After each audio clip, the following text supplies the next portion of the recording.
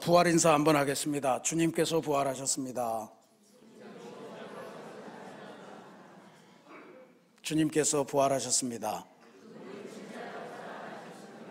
제가 어제 우리 교회에서 기가 막힌 부활 인사를 들었어요. 한번 보시겠습니다. 어떻게 부활 인사 하시나. 자, 그러면 한 소절씩 이쪽 반하고 이쪽 반하고 해보겠습니다. 여기서 주님은 살아나셨습니다. 그럼 여기는 그분은 진짜로 살아나셨습니다. 그렇게 해보는 거예요. 자, 시작.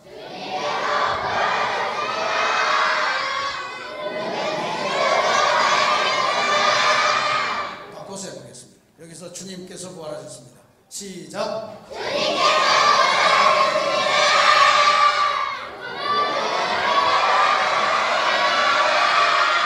아멘. 이번에는 진짜로 손을 흔들면서 환호하면서 부활했었어요. 어제 우리 교회에서 양천지방 어린이 찬양제가 있었는데 여기에 아이들만 초딩들만 250명이 와서 하는데 정말 그 감동을 우리 교회가 보고 싶습니다. 예전에 아마 그랬을 것 같은데 이게 오래전에 사라진 꿈이 됐는데 우리 새신교회 교회학교가 저렇게 부흥하고 부활 인사하는 게 여러분들하고 차원이 달라요. 그냥 이런 게 아니고 진짜 온 몸과 온 목소리를 다해서 부활 인사 합디다. 애들한테 미래가 있고 희망이 있는 거예요. 우리도 한번 희망 가져봅시다. 부활 인사 다시 한번 해보겠습니다. 주님께서 부활하셨습니다. 네, 그래야 제대로 의미가 살 것 같습니다. 오늘이 부활절 두 번째 주일입니다만 부활절 두 번째 주일은 특별한 별명을 갖고 있는데 그건 바로 도마의 주일이라 하는 별명입니다. 의심의 주일이라고도 합니다. 도마를 기리는 그러한 시기죠. 도마가 어떤 일을 했길래 그러나 우리가 한번 살펴보는 그러한 기회로 삼겠습니다. 교회 달력에서 특별한 절기는 그 하루로 끝나는 것이 아니고 이게 마디 절자잖아요. 대나무를 생각하시면 마디가 있고 그 다음 마디까지 이렇게 그 중간에 이게 있지 않습니까? 그거를 절기라고 생각하시면 됩니다. 그러니까 성탄절은 성탄절기의 시작입니다. 성탄절기는 보통 2주 정도 진행이 되죠. 성령강림절은 성령강림절기의 시작입니다. 성령강림절기는 길어요. 26주 동안 계속됩니다. 1년의 절반인데 그래서 우리 새신교에서는 그 절반을 잘라서 창조절, 성부 하나님을 기리는 그러한 주일로 지키고 있습니다. 마찬가지로 부활절, 지난주에 부활절이었는데 부활절은 부활절기의 시작입니다. 이 부활절기는 그 다음 절기가 뭐냐면 성령강림절이거든요. 그래서 부활절부터 성령강림절까지는 50일의 시간이 있습니다. 그래서 성령강림절기를 50일 기다린다고 해서 오순절이라 그렇게 부릅니다. 그러니까 이 부활절기는 그렇게 따지면 50일을 가야 되는 거니까 주일로 따지면 7번 주일이 지나가는 거죠. 그래서 이 주일 동안에 우리가 부활절의 기분으로 계속 살아가셔야 됩니다. 성경은 주님께서 부활하셔서 이 부활절기에 뭘 하셨나 하는 것을 살펴보면 핵심은 그겁니다. 낭망하고 상심해서 옛날의 삶으로 되돌아갔던 제자들을 찾아다니시면서 요즘 말로 하면 신방하시면서 그 제자들이 처음에 가졌던 그 소명 그것을 다시 회복시키고 주님을 따르는 제자로 다시 불러주시는 그런 과정을 밟으셨다는 게 성경이 전해주는 부활절기의 핵심되는 내용입니다. 오늘 우리가 살펴보는 도마도 마찬가지예요.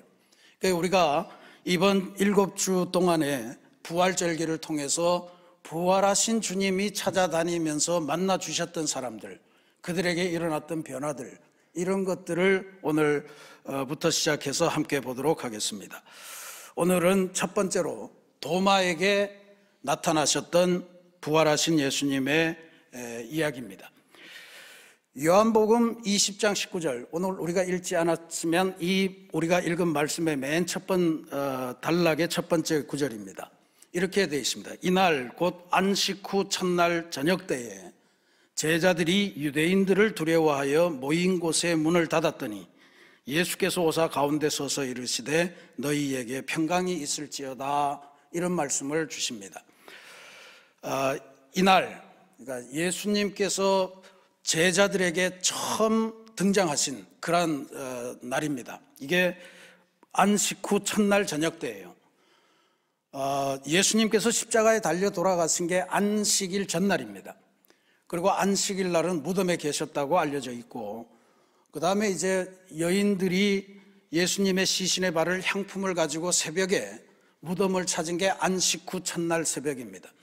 그러니까 지금 여기에 보면 안식 후 첫날 저녁 때에, 그러니까 바로 그날 저녁이에요. 그날 저녁에 제자들이 모인 곳에 예수님이 나타나셨는데, 이게 예수님이 부활하신 후에 제자들에게 나타나신 첫 번째 출현입니다. 무덤에 간 사람들이 만나지 않았을까 싶은데, 그거는 복음서를 뒤져보면 그때 예수님은 이미 무덤을 떠나셨고 갈릴리로 가라, 내가 거기서 너희들을 만나겠다, 뭐 이런 말씀 주시고 가셨잖아요. 그러니까 이날 저녁이 첫 만남입니다. 근데 이날 저녁에 제자들은 이미 예수님의 부활 소식을 전해 들었습니다, 여인들한테. 그런데도 그들이 하는 행동을 보면 유대인들이 두려워서, 그러니까 유대인들이 자기들을 체포할 것을 두려워해서 문을 꽁꽁 걸어 잠근 문 뒤에 숨어 있었던 것이 첫 번째 제자들의 모습이었습니다. 거기에 예수님이 나타나셔서 너희에게 평강이 있을지어다 하는 말씀을 주신 거예요.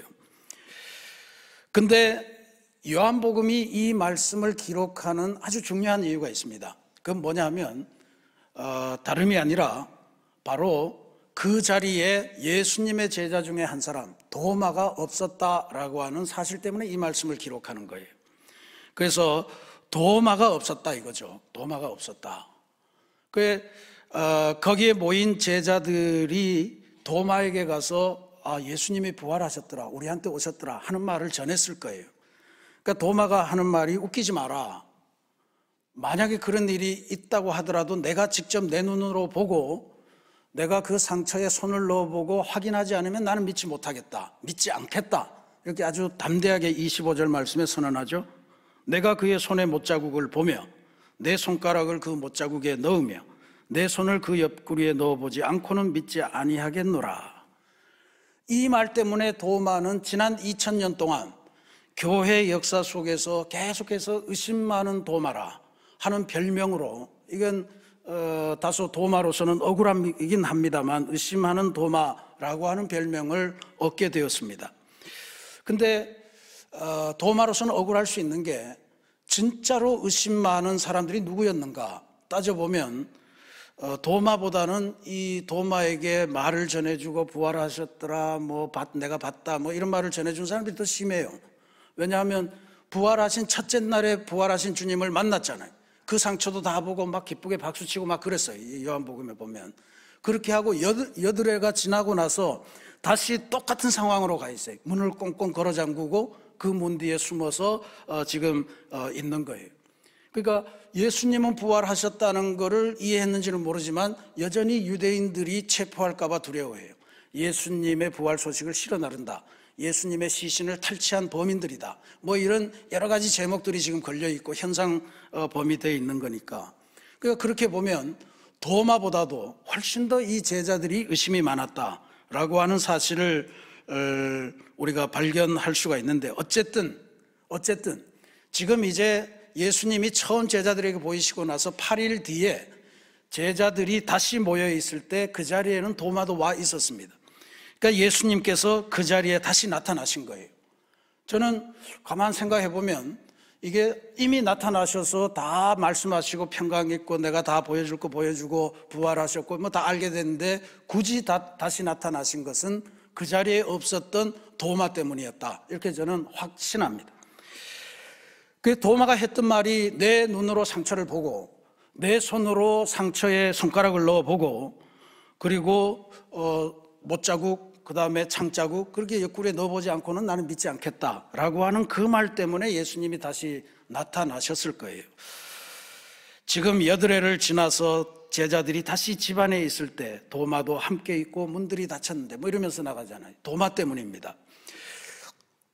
그러니까 이 제자들이 모여 있는 곳에 또 도마도 함께 있다는 소식을 듣고 예수님이 다시 오신 거예요. 그 예수님의 첫 번째 인사말이 그 전에 제자들을 만날 때하고 똑같습니다. 너희에게 평강이 있을지어다.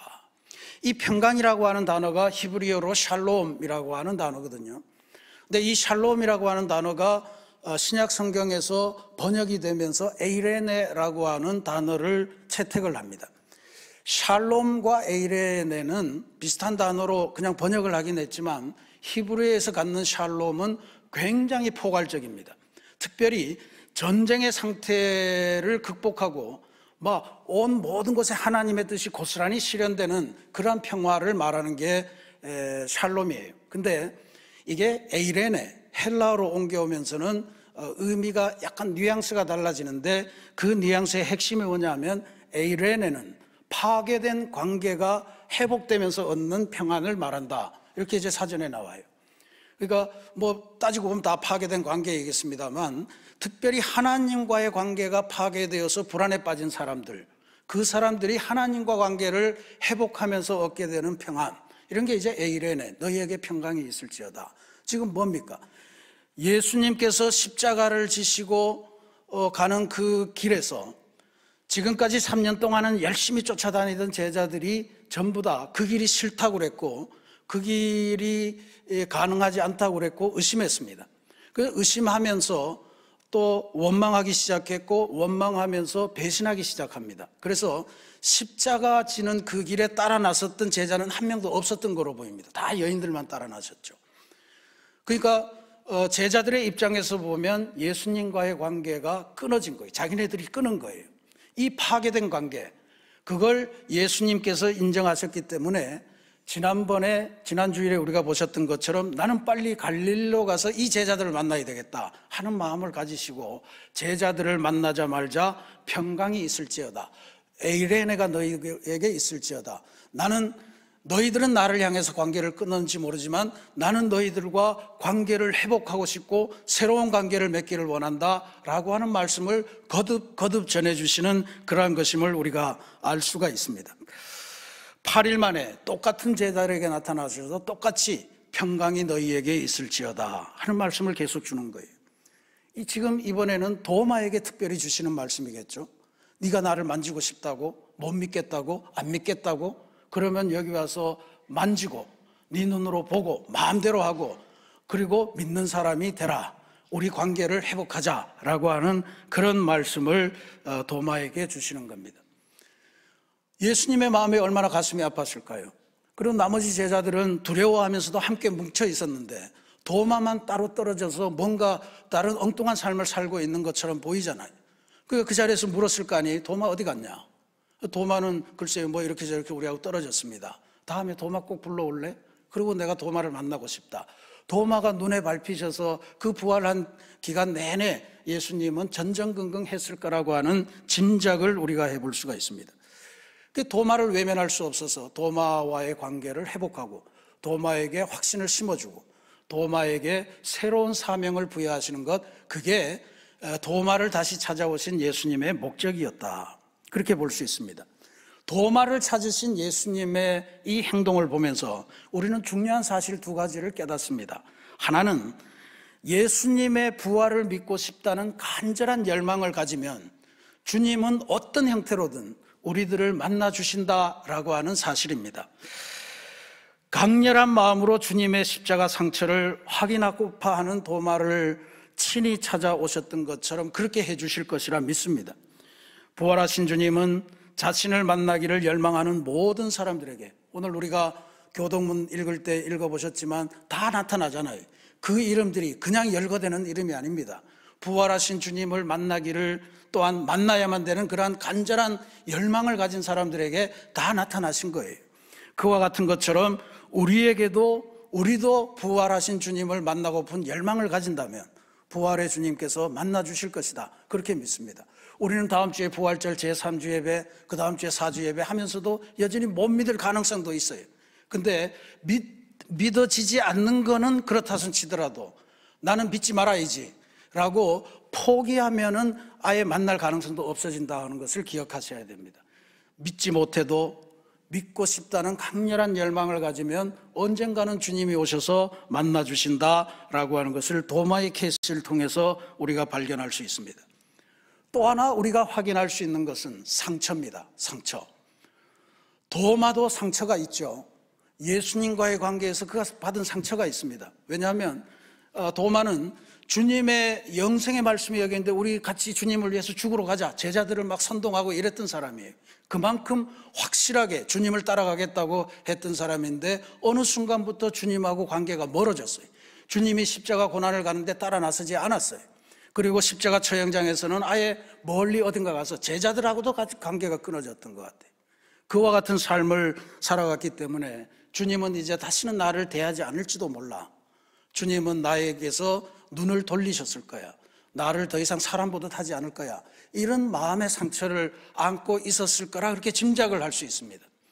근데 그 상처, 그 도마는 그 마음의 상처 때문에 만나기를 주저하는데 주님이 굳이 찾아오셔서 도마가 어깃장으로 하는 소리인지는 몰라도 나는 주님의 못자국을 봐야 돼. 나는 주님의 그 허리에는 창자국을 보고 싶어. 거기에 내가 진짜로 그 자국이 맞는지 손가락을 넣어서 내가 직접 확인해야 되겠어 라고 하는 이 말을 하는 그 도마. 그러니까 예수님께서는 인간의 마음에 있는 상처의 본질을 기본적으로 알고 있었던 거죠. 제가 왜 저런가 라고 하는 것을 알고 계셨다는 거예요. 그러니까 지금 당신이 십자가에서 받았던 그 상처를 고스란히 안고 부활하신 거 아니에요. 우리가 찬송할 때 할렐루야 우리 예수 흠과 티가 없도다 이런 찬송하지만 오해하기 쉽습니다. 부활하신 주님의 몸에는 흠과 티가 없지 않았어요. 그건 부활의 상태가 온전하다는 그런 고백이지 몸에 상처를 고스란히 안고 제자들에게 친히 보여주시는 그 상처를 그대로 안고 계셨다고요. 왜 이렇게 상처를 안고 계셨을까? 이왕이면 깨끗한 몸으로 완벽하게 나오지. 근데 예수님은 인간의 삶에서 상처라고 하는 게 쓰일 바가 있다는 것을 보여주시기 위한 거 아니었을까 싶습니다. 상처를 통해서 더 성숙한 믿음으로 나아갈 수 있는 길을 우리가 보장받을 수 있다는 거예요. 그렇지 않습니까? 암이라고 하는 병을 알아본 사람이 진짜로 암 환자를 위로할 수 있는 자격 내지는 기본적인 소양을 갖고 있어요. 잘 알아요. 암이 어떤 고통의 병인지를 잘 압니다. 그래서 기도하기가 좋고 섬기기가 좋아요. 우울증을 알아본 사람이 우울증을 겪는 사람의 아픔을 잘 아는 법이죠. 인류를 구원하기 위해 이 허리에 창자국이 나고 손에 못자국, 발에 못자국, 머리에 가시관, 온갖 조롱, 멸시 다 당하시면서 인간이 처할 수 있는 막장의 밑바닥 인생보다도 더한 서름을 겪어보았기 때문에 주님은 우리의 모든 상처를 다 알고 계시고 이 상처로부터 어떻게 벗어나는지도 우리에게 제시해 주실 수 있는 그러한 능력을 갖고 계신 분이라는 것을 도마를 통해서 보여준 거예요. 너 마음 아프지? 내가 받은 상처를 봐. 한번 만져봐. 그리고 네 마음이 나을 수 있다면 이걸 갖고 믿으면 좋겠어 라고 하는 그런 말씀을 지금 도마에게 해주시는 것이라 그렇게 볼 수 있습니다. 우리 안에도 지금 이런저런 형태로 정말로 마음이 찢어지고 갈라지고 마음이 쓰라리고 정말 우리 표현에 너덜너덜해진다 그런 표현을 쓰는데 그런 마음 상태를 갖고 계신 분이 계실지 모르겠습니다. 우리의 상황이 어떠하든 희망을 가지시기 바랍니다. 주님은 우리의 어떤 상처도 그냥 가벼이 넘기시는 분이 아니다라고 하는 것을 깨닫습니다. 너 상처받냐? 그만한 일에도 상처받아? 그래서 나중에 큰일을 어떻게 할래? 이런 분이 아니란 이야기예요. 아이고 힘들었구나. 진짜로 힘겨웠구나. 내가 위로가 될 수 있을까 하면서 우리에게 손 내미시면서 나도 사실은 이런 상처가 있어. 나도 이거 굉장히 아파 하는 것을 보여주시는 것이 우리 주님이심을 기억하시기 바랍니다. 내 손가락을 이리 내밀어 내 손을 보고 내 손을 내밀어 내 옆구리에 넣어봐라. 아직 아물지 않은 상처 아니에요? 여러분 속에서도 수술 받고 금방 오신 분도 계실 텐데 수술 받을 때는 마취해서 잘 모르지만 그 다음에 얼마나 아픕니까? 얼마나 아픕니까? 근데 거기를 굳이 손가락을 넣어서 휘집어 놓으면 그거 아마 덧나기도 하고 굉장히 아플 거예요. 이제 열흘밖에 안 된 상처입니다. 근데 거기를 아낌없이 내놓으시면서 이걸 만져서라도 네 믿음이 회복되고 우리 관계가 회복된다면 얼마든지 만져 하는 것이 주님의 마음입니다. 도마는 이 예수님과의 대화를 통해서 결국 관계도 회복하고 삶의 새로운 목표도 발견하고 새로운 삶으로 나아가는 위대한 은총을 입습니다. 그러니까 도마에 대해서 의심하는 도마, 이런 걸로만 생각하면 좀 오해하기가 쉽습니다. 실제로 많은 사람들이 도마가 예수님의 상처를 휘집었을 거다, 주먹을 놓고 막 이렇게 진짜인가 확인해 봤을 거다, 그렇게 상상을 하고, 또 많은 성화들도 그렇게 그립니다. 의심하는 도마라고 하는 제목으로 가장 유명한 성화가 이탈리아의 그 화가 카라바지오가 그린 저 그림입니다. 의심하는 도마, 이 제목 자체가. 저기 보면 막, 저 앞에 나오는 도마 막 열심히 들여다보고 손가락을 막 후비는 것 같지 않습니까? 근데 성경에 보면 도마는 그렇게 하지 않았다는 것을 알 수 있어요. 뭐 알 수 없습니다. 저 화가도 상상력을 동원한 것이긴 한데, 도마는 예수님께서 만져라, 넣어봐라 라고 하는 이 말씀을 하시는 순간에 도마는 그 자리에서 예수님 앞에 무릎을 꿇고 28절에 나오는 고백을 합니다. 나의 주님, 나의 하나님. 그러니까 도마는 상처가 진짜냐 아니냐라고 하는 것 이전에 그 상처를 보고 뭔가를 깊게 느꼈던 거죠. 예수님의 상처를 보면서 그것을 가리지 않으시고 그대로 드러내시는 예수님에게서 뭔가를 느꼈던 것입니다. 이게 도대체 뭘까? 그 상처를 보면서, 예수님 저 상처로 고통당하실 때 나는 도망갔네, 그거를 내가 못 봤다고 주님에게 그 상처 내놓으라고 어깃장을 부리고 있는 거네. 그리고 나는 도망가서 다시는 예수님을 못 만나고, 예수님도 나를 사람 취급하지 않을 줄 알았는데 예수님이 나를 찾아오셔서 평강이 너희에게 있을지어다, 관계를 회복하고 싶구나, 그러면서 상처를 내보여 주시네. 이런 것을 느끼면서 예수님의 말씀이 그 다음부터 새롭게 들려왔을 거라고 믿습니다. 믿음 없는 자가 되지 말고 믿는 자가 되라. 믿음 없는 자가 되지 말고 믿는 자가 되라. 내가 네 앞에 서 있지 않냐, 내가 너를 떠나지 않고 있지 않냐, 나를 믿어라, 이런 말씀이죠. 그리고 29절 말씀은 저는 대단히 소중하다고 믿습니다. 너는 나를 본고로 믿느냐, 보지 못하고 믿는 자들은 복되도다. 자칫 잘못 들으면 너 믿음이 이 정도 수준밖에 안 되냐, 나를 봐서야 믿냐, 나를 안 보고 믿었으면 얼마나 좋았을까, 뭐 이런 말씀을 하시는 것 같지만 전혀 다른 말씀입니다. 이거는 예수님께서 베드로에게 나타나셔서 사명을 위임했던 그 사건에 준하는 사건이다, 저는 그렇게 보고 싶습니다. 베드로의 이야기를 기억하시죠? 이제 예수님은 부활의 길을 가시는데 베드로는 디베라 바닷가에서 동료 제자들과 함께 우리는 물고기나 잡자, 옛날로 돌아가자 이러면서 물고기 안 잡히잖아요. 근데 저 멀리서 예수님이 찾아오셔서 생선 혹시 있으면 좀 가져와라 그러고 아침밥을 차려주시잖아요. 그 디베라 바닷가 그 해 뜨는데, 그러고 나서 예수님이 베드로를 따로 불러서 질문을 하십니다. 베드로야, 시몬아, 네가 나를 사랑하느냐? 점점 질문이 깊어져요. 네가 여기 있는 다른 사람들보다 나를 더 사랑하느냐? 또 네가 여기 있는 다른 모든 사람들보다 더 나를 사랑하느냐? 베드로가 대답을 잘 못합니다. 주님, 제가 사랑하는 줄 주님 이미 아시지 않습니까? 뭐 이러면서 얼버무리는데 예수님께서 베드로에게 정식으로 이제는 더 이상 도망 다니지 말고 내 양을 먹여라, 내 양을 쳐라 라고 하는 명령으로 새로운 인생을 부여하시잖아요. 그래서 베드로가 다시 그 발걸음에서 부활의 증인으로 나가지 않습니까? 오늘 이 말씀, 너는 나를 본고로 믿느냐? 보지 못하고 믿는 자들은 복되도다. 저는 이게 도마에게 주시는 예수님의 사명선언이다, 그렇게 믿고 싶습니다. 이 말은 이렇게 해석할 수 있어요. 나를 보고 나의 부활의 상처, 십자가의 상처를 보고 믿는 사람은 이제 네가 마지막이다. 이제부터 다른 사람들은 네가 말하는 그 증언을 듣고 나의 부활을 믿게 될 거다. 근데 그 사람들이 훨씬 더 복될 거다 라고 하는 말씀을 주신 거예요. 무슨 말씀입니까? 너 이제 나의 상처 보고 싶다는 거 다 봤으니 이제는 더 이상 배신하지 말고 주님의 부활의 증인이 되어서 온 세상 끝까지 가서 네가 본 것을 그대로 전파해서 사람들에게 부활의 예수님을 전하라. 그들은 너가 받은 복보다 더 큰 복을 받을 거다라고 하는 이 말씀을 주시는 거예요. 너는 이제 부활의 증인이다. 인도에 가봤더니요, 성도마 교회, 마토마 철치, 마라고 하는 게 성인이라는 뜻이래요.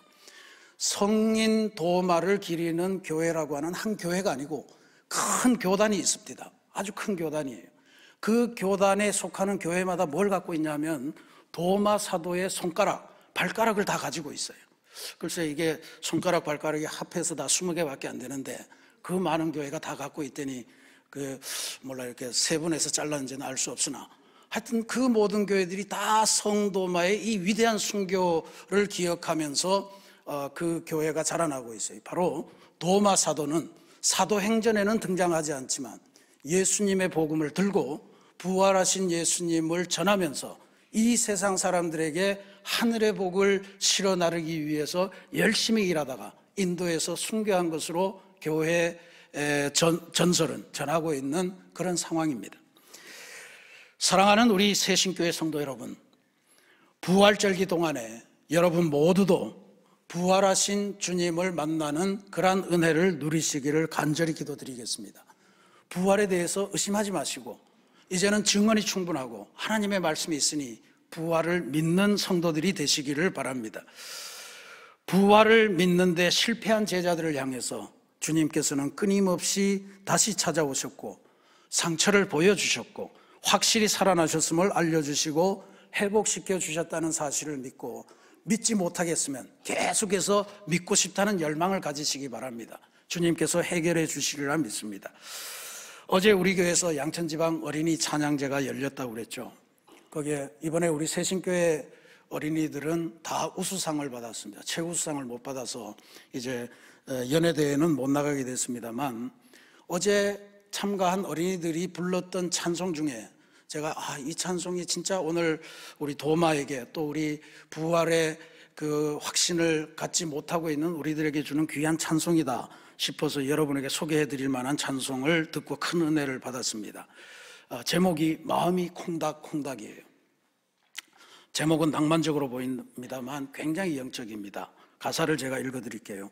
마음이 콩닥콩닥 뛰어 불안할 때, 두 눈을 꼭 감아도 무섭고 떨릴 때 예수님을 생각해, 예수님을 기억해, 예수님께 기도해.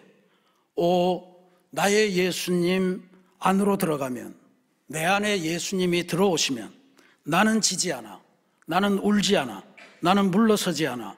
승리가 되시고 승리를 주시고 승리를 이루시는 나의 능력 주 하나님, 나는 믿죠, 나는 알죠, 승리의 주 하나님.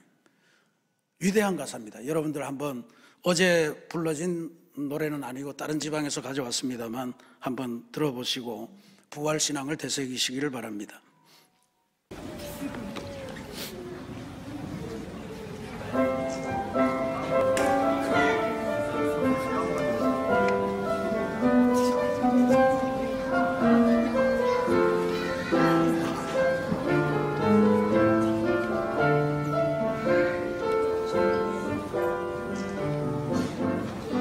마음이 콩닥콩닥 뛰어 불안할 때 두 눈을 꼭 감아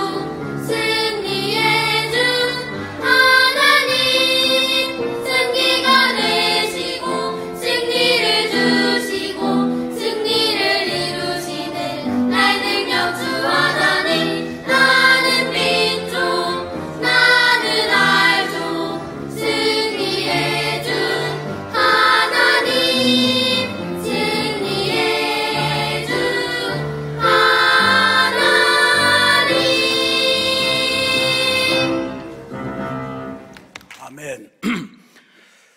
신앙생활을 보면 사실 불안, 이거는 예수님과의 관계가 끊어질 때 나타나는 필연적인 현상입니다.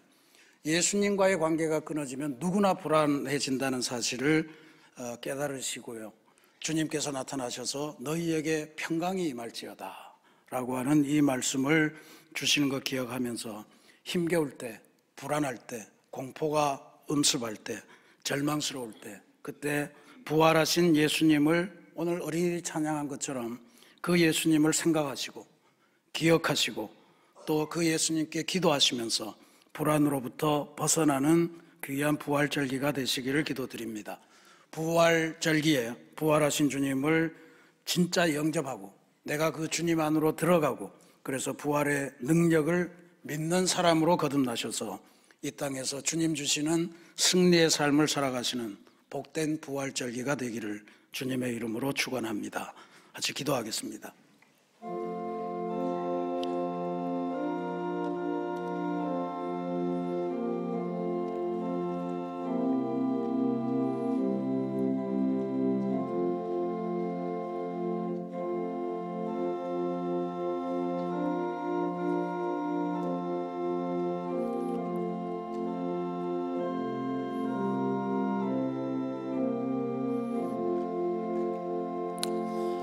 사랑의 하나님, 도마 사도를 다시 영접하시고 그에게 새로운 소명을 부여하시기 위해 상처조차도 아낌없이 내어 보이시고 그렇게 도마를 품어 안으셨던 주님의 모습을 오늘 저희들이 기억합니다. 하나님, 이제는 도마 사도의 간증을 포함해서 수많은 사도들의 간증과 또 성경 말씀이 들려주는 이야기들, 그 이후에 그리스도 교회의 역사 속에서 나타난 수많은 부활 간증들을 통해 오늘 우리는 부활하신 주님의 몸을 직접 볼 수는 없으나 그 간증을 듣고 주님의 부활을 믿는 사람으로 거듭나는 것이 얼마나 복된지를 다시 한번 배웠습니다. 주님, 이제는 우리가 부활 신앙에 굳건하게 서서 주님의 부활을 믿으며 부활하신 주님을 기억하고 부활하신 주님을 생각하고 부활하신 주님께 기도하며 주님께서 주시는 승리의 나날을 보내도록 주님 인도하여 주옵소서. 부활을 믿을 때 생겨나는 놀라운 역사를 우리가 날마다 체험하는 부활절기를 보내기를 원하오며 예수님의 이름으로 간절히 기도합니다. 아멘.